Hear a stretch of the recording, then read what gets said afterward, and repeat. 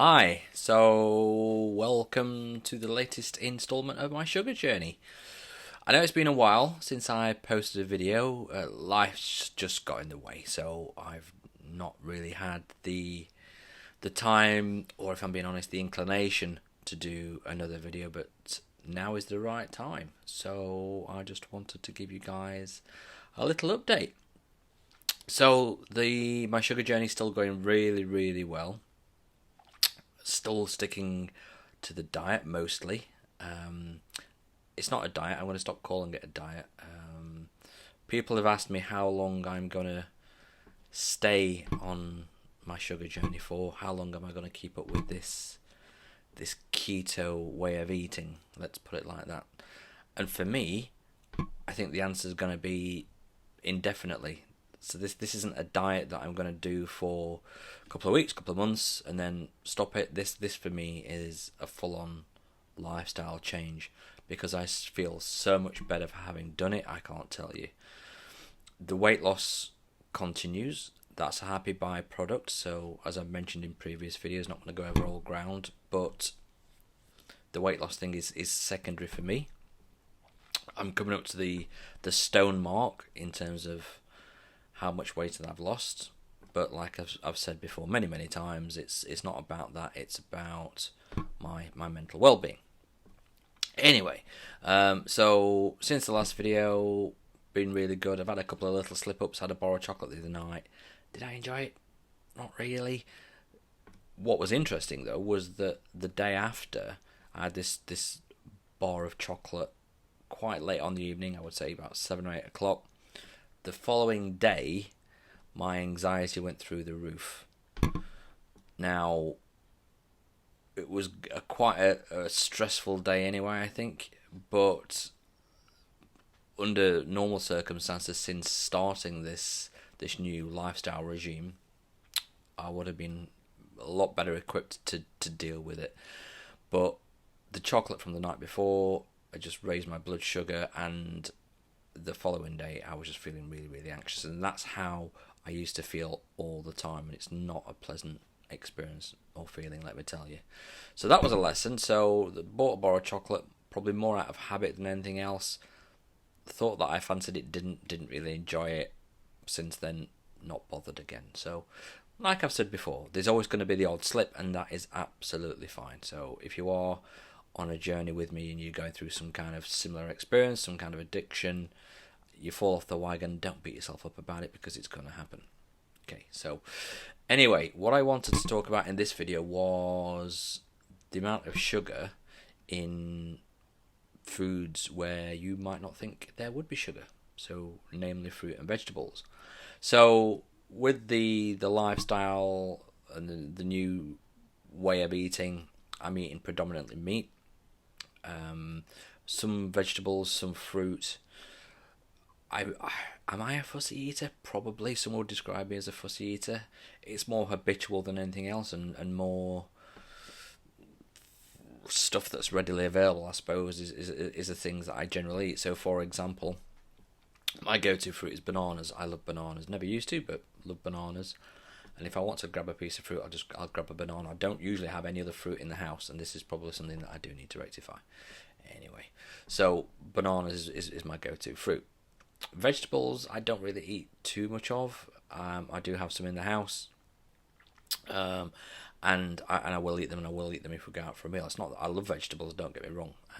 Again, it's just about ease and cooking them, and I don't even know why that's an excuse, because vegetables are the easiest thing to cook. Boil a pan of water, stick them in, bang, they're done.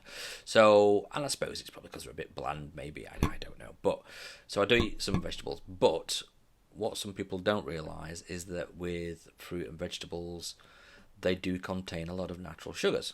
So I'm terrible at memorising stuff, so I'm just going to read from my little list here and just go through the sugar content of some of the more common fruits and vegetables, and actually the amount of sugar in these might surprise you. So these are total sugars, by the way, so this isn't broken down into, your fructose, your sucrose, all that. This is just total sugars per 100 grams serving. So Apples contain 11.1 grams of sugar per 100 grams serving. Bananas, 12.8 grams. Pineapples, 8.2. Oranges, 8.2. Green pears, 12.4. Beetroot, 8.4. Tomatoes, 2.5. Pumpkin, 5 grams per 100 grams. Broccoli, 0.4. So broccoli is really, really good. Onions, 5.8, and the list just goes on and on and on and on. Bananas, interestingly, so 12.8 grams of sugar per 100 grams. I've just weighed a banana just out of interest, because who knows the weight of bananas? I don't. And one banana comes in at about 113 grams. So of that, 12.8 grams, I think it was 12.8 grams, let me just double check.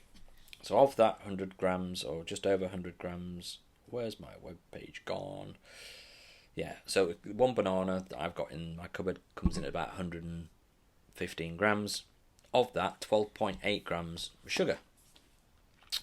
Now, the last time I did a keto diet, I was really, really strict with my sugar and my carb intake, and I would look at stuff and I would limit myself to 14 grams of sugar, carbs a day. So essentially what we're saying is that if I was to be that strict now, then my banana would pretty much be the whole of my sugar intake for the day. Just for reference, so my diet at the moment, I'm not doing anything too wild and crazy, but throughout the day I've got these mixed nuts, which are about £6 a bag from Waitrose. I'm not a food snob, I just like them, they're nice. And a bag like this, which is 400 grams, will last me a good couple of weeks, because I'll just sit there and have a couple of mouthfuls a day, and that keeps me going, and that stops me snacking on crap. So then for my lunch, I will have a banana, as we've said, and I will then have a bag of crisps and a little bit of hummus to dip them in. That's my cheat. Now, again, the bag of crisps, about anything between 14 grams and 17 grams for a bag of crisps. The hummus, I've not really calculated, but the point I'm trying to get to is that I'm not being super strict with my sugar intake. I've just reduced it massively, and this is where I'm at, and like I said, I feel so much better for doing it. So I'm going to continue the way that I am doing.